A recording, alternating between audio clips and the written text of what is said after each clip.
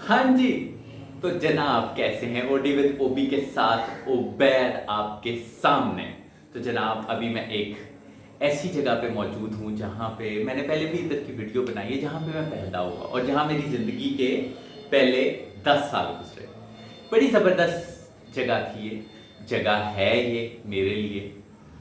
ये मुझे समटाइम्स ये होता है कि हम जब अपनी ऐसी चीज़ों के बारे में बात करते हैं ना, जिसमें हमें कहीं ना कहीं अपनी अपनी जेनेटिक्स की वजह से या हम अपनी विरासत की वजह से कहीं ना कहीं अब ब्लेस्ड होते हैं। लेकिन एक चीज़ जो मैंने नोट की है कि अगर आप उस चीज़ के हकदार नहीं है ना, अगर आपने कोई चीज़ अपनी विरासत में ली है या अपनी प्रिविलेज की वजह से ली है या अपनी जेनेटिक्स की वजह से ली है, तो वो ऑर्गेनिकली आपके पास से निकल जाती है। आपको कहीं ना कहीं अपनी इनहेरिटेंस को अपने साथ रखने के लिए या उससे फायदा उठाने के लिए कहीं ना कहीं अपने आप को साबित करना पड़ता है कि आप डिजर्विंग हैं कि नहीं है। इसीलिए तो कहते हैं कि टाइम और वक्त एक बड़ी जालिम चीज़ है, वो बहुत सी चीज़ों को आपके ऊपर ओपन कर देती है। और अब राइट नाउ मैं अपनी ज़िंदगी के जिस फेज़ में हूँ ना, पिछले 2-3 साल से, उसमें एक्चुअली मैं ये फील कर रहा हूँ कि आपको हकदार बनना पड़ता है, अदरवाइज आप जलील हो जाते हैं या आपके हाथ से वो चीज़ निकल जाती है। और मैं अपने डेली बेसिस पे ये देखता हूँ कि इट्स वेरी टफ। खैर बहरहाल, मैं जब इस जगह पे पैदा हुआ, बड़ी ज़बरदस्त मेरे लिए जो पहला एक मेरा जो वंडरलैंड था वो यही था, यही जगह थी, यही स्पेसेस थी। और ये बड़ा ज़बरदस्त किस्म का मेरा एक क्रेडल रहा, जहाँ से मैंने बहुत कुछ सीखा। मुझे जो एक अपनी एक मेटावर्स बनाने की आदत जो है, मेरी जो एक मेटावर्स बनी थी, वो इधर ही इसी सेम प्लेस पे बनी थी। फिर लाहौर चले गए। लाहौर में बहुत बड़ी ज़बरदस्त मेरा एक सफ़र है, सफ़र अभी तक मेरा जारी है। इस घर के साथ मेरा ताल्लुक़ बड़ा अजीब रहा, बड़ा अजीबो-गरीब रहा, बड़ा उतार चढ़ाव के साथ आया। इसमें एक चीज़ जो मैं वो अभी हकदार होने की बात कर रहा था और ऑर्गेनिक प्रोसेस और टाइम प्रोसेस की बात कर रहा था, उसमें एक चीज़ जिसको मैं ज़रूर बताना चाहूँगा कि आज से 25 साल पहले, यस 22-25 साल पहले, एक टाइम ऐसा आया कि मैं इस घर के सारे मसले मसाइल के साथ, इस जगह के मसले मसाइल के साथ अकेला खड़ा हुआ था। I was very young. लेकिन मेरा सफ़र ऐसा है लाइफ का कि मैंने अकेले अपने दिमाग को इतना स्ट्रॉन्ग कर लिया हुआ है कि मुझे प्लान्स नज़र आने लग जाते हैं। अभी तक तो, अगर आगे का मुझे नहीं पता, शायद मैं पागल हो जाऊँ, क्या हो, लेकिन मैं इस घर के साथ अकेला खड़ा हुआ, विद इसका सामान यहाँ से मैं सारा जो मेरा आप लाहौर वाला घर जिससे मैं समटाइम्स अपनी स्टूडियो के अलावा जहाँ से मैं अपनी वीडियोस अपलोड करता हूँ, वहाँ पे ज़्यादातर सामान यहाँ से गया हुआ है। खैर बहरहाल, मैं अपना सफ़र फिर से स्टार्ट करने लगा हूँ आज से 25 साल पहले। कुछ ऐसे बहुत पुराना, मोर देन 60-70 ईयर्स और ये वो, लेकिन क्या करें, हमारे साथ था, हमें विरासत में मिला था, मुझे विरासत में मिला था। मेरी इमोशनल अटैचमेंट बहुत है। और मैंने अपनी ज़िंदगी के ऐसे फर्स्ट 10 ईयर्स यहाँ पे गुजारे जो कि इस तरह की जगह पे गुजारने बड़े ज़रूरी थे for my brain development, for my creativity, for my innovative personality. मुझे खुशकिस्मत रहा कि ये जगह मिली। लेकिन फिर 25 साल पहले मुझे ये इस सिचुएशन में मिली कि बहुत बड़े बड़े मसले मसाइल इसके, और मैं अकेला खड़ा हुआ, और मुझे प्लान भी करना है, फैसला भी करना है, मुझे इम्प्लीमेंट भी करना है और अकेले करना है। अगर मैं स्टार्ट नहीं करूँगा तो कुछ नहीं होगा। खैर बहरहाल, यहाँ पे क्योंकि ये बिल्कुल मेन रोड पे है हमारे गांव के, और ये एक काफ़ी एक हिप है एंड हैपनिंग, जिस तरह से लाहौर का माल रोड है, ये इसी तरह से, ये सड़क जो है हमारे घर की, ये इस तरह की है।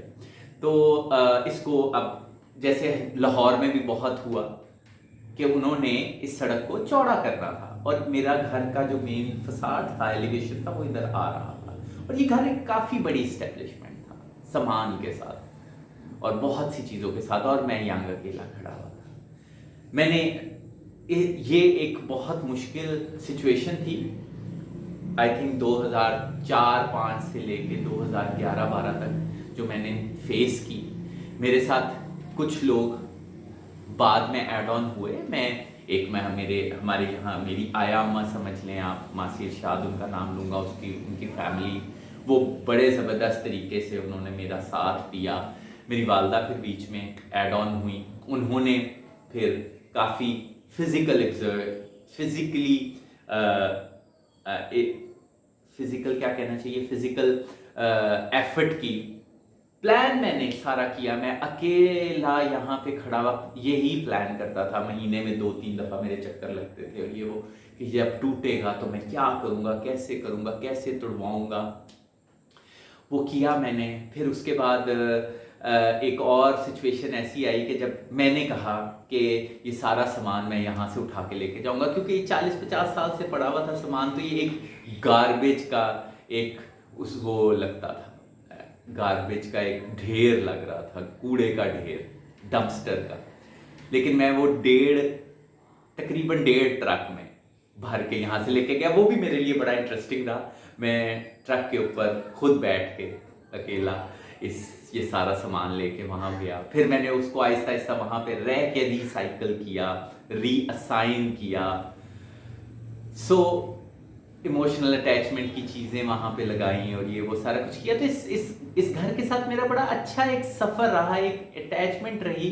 अभी भी मैं इसको हमेशा इस तरह से देखता हूँ कि कभी ना कभी, कहीं ना कहीं मेरा एक पूरा प्लान है। ऑफ कोर्स ऐसा कैसे हो सकता है कि मैं एक जगह पे बैठूँ और वहाँ से मैं कोई एक इमोशंस की और थॉट्स की और ओपिनियंस की एक्सट्रीम लेके ना निकलूँ, एक क्रिटिकल एनालिसिस ना लेके निकलूँ कि मैं इस जगह की गलतियाँ कैसे निकालूँ, इस इंसान की, इस काम की गलतियाँ कैसे निकालूँ। ये तो है मेरे साथ, ये तो मेरा दिमाग है ऐसा, मैं मानूँ या ना मानूँ। तो अब मेरा होता है, मेरे पास प्लान है ऑफ कोर्स, लेकिन पैसे, टाइम और ये वो, टीम्स भी हैं अब मेरे पास अब क्या कहते हैं, वो भी है, क्या कहना चाहिए, इस तरह के लोग पूरे जो मैं जिनके ऊपर ट्रस्ट कर सकता हूँ। मेरे पास इस जगह के लिए मैंने एक बड़ा ज़बरदस्त सा एक ओल्ड एंड न्यू का फ्यूजन सा अपने लिए, लेकिन वो मैंने रिटायरमेंट के लिए रखा हुआ है कि कभी अगर यहाँ पे हुआ तो मैं ये करूँगा। शायद अगर मेरे पास पैसे होते तो मैं ज़रूर कर लेता, अभी ही कर लेता। लेकिन खैर चलो, मैं हमेशा ये समझता हूँ कि आगे बढ़ना चाहिए, सफ़र चलना चाहिए, थोड़ा ज़्यादा तेज़, आहिस्ता, स्लो, फास्ट, क्विक, चलते रहना चाहिए। इस जगह के साथ भी मेरा जो है ना सफ़र, वो जारी है, वो चल रहा है। लेट्स सी कहाँ तक पहुँचता है मुझे नहीं पता, लेकिन इसके साथ भी मेरा एक सफ़र है। मैं जितना मेरे से हो सकता है मैं यहाँ पे आता हूँ, देखता हूँ, प्लान करता हूँ, मेरे आइडियाज़ हैं, कुछ इसको कमर्शियली यूज़ करने के, कुछ पर्सनल रेजिडेंशियल के तौर पे यूज़ करने के। अब मेरे घर से भी इसका फासला जो है, अब हमारी सड़कें वगैरह ऐसे इंफ्रास्ट्रक्चर बन गए कि बहुत करीब हो चुका हुआ है लाहौर में, मेरी जगहों से, वर्क प्लेसेस से। दुनिया में आगे पता नहीं मैं कहाँ तक जाता हूँ, लेकिन इसका प्लान मेरे साथ साथ चल रहा है, इस जगह का सफ़र भी मेरे साथ साथ चल रहा है, और अकेले चल रहा है। मैंने कहीं ना कहीं इस जगह के साथ अपना एक इमोशनल अटैचमेंट उस वक्त क्रिएट किया है जब इस जगह को ज़रूरत थी। मैं हर चीज़ को वाइब्रेशंस, हर इंसान को वाइब्रेशंस, एनर्जी, वेव्स की सूरत में, पैटर्न्स और डिज़ाइंस की सूरत में देखता हूँ। तो इस घर का भी मुझे पता है एक पैटर्न, अब मुझे ये लगता है कि मैं इस घर को भी मेरा पैटर्न, एनर्जी और वेवलेंथ समझ आने लग गई है। और इसको मैंने जब ये जगह एज एन एंटिटी, इसको सबसे ज़्यादा ज़रूरत थी, तो मैंने हक अदा किया, मैं इसके साथ रहा और मुझे बहुत खुशी है। लेट्स सी इस जगह के साथ मेरा सफ़र कहाँ तक रहता है, क्या होता है मेरे साथ, मेरी लाइफ के साथ, इस जगह के साथ, हम दोनों का ताल्लुक किस तरह का रहता है। Life is an interesting thing. इसको सफर के तौर पे लें, जर्नी के तौर पे लें। बस एक चीज है, स्टक ना होइएगा अपनी लाइफ में, कभी स्टक ना होइएगा। चलते जाइएगा, फैसले कीजिएगा, घबराइएगा, गलती कीजिएगा, लड़ें, मार कुटाई करें, जो मर्जियां करें, जेल ना जाना बस। FIR ना कटा लेना। पुलिस क्लियरेंस सर्टिफिकेट वीज़ों के लिए बड़ा ज़रूरी होता है। मैं हर एक को कहता हूँ, लेकिन अपना सफ़र जारी रखें। इंटरेस्टिंग होना चाहिए यार। लाइफ बड़ी मज़ेदार सी चीज़ है। इसी मैसेज के साथ लेट्स सी इस घर का और मेरा, जिस तरह मेरा स्टूडियो का, मेरी पर्सनल लाइफ, प्रोफेशनल लाइफ, मेरे घर का, हमारा एक सफ़र जारी है, इसका भी एक सफ़र जारी है। लेट्स सी कहाँ तक जाता है। ये जो मैं वीडियोस बना रहा हूँ, ये मैं सिर्फ अपनी पर्सनल डॉक्यूमेंट्स, अपना जर्नल बना रहा हूँ। ये मैं अपने उसके लिए, जिस तरह पुराने ज़माने में अगर आज से 60 साल पहले मैं इसी सिचुएशन में होता तो कोई एक डायरी लिख रहा होता।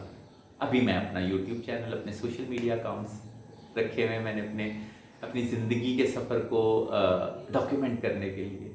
चलें, अपना ख्याल रखें, मैं भी आगे निकलूँ, आप भी आगे निकलें, स्टक ना होना। Bye bye.